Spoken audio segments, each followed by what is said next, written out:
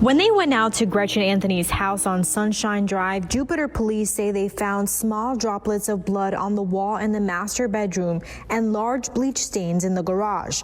The home quickly became a crime scene. It's right behind our house, and we have to see and think about that every day, so it's scary. Neighbors still horrified by the gruesome details revealed on surveillance cameras. Police say all pointing to 43-year-old David Anthony's presence in the home.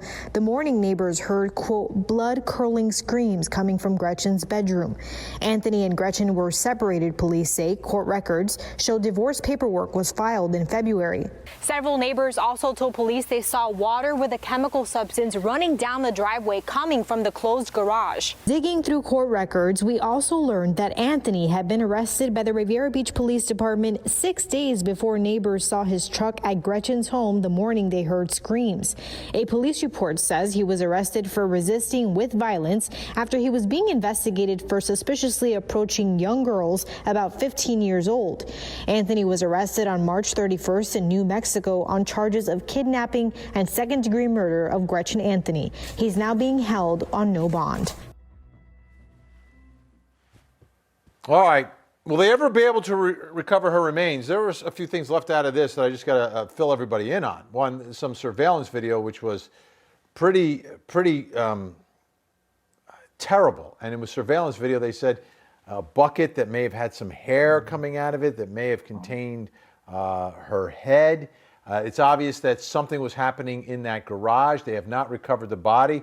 And the original story was that that he had given to police allegedly was that she checked herself into a hotel, into a hospital for the coronavirus. And her car was found at a hospital, but surveillance video showed a male dropping the car off and leaving it. So they've now arrested him, extradited him back to Florida, filling in on a few of the details there. So will they ever be able to recover her remains if somehow she was perhaps dismembered in that garage?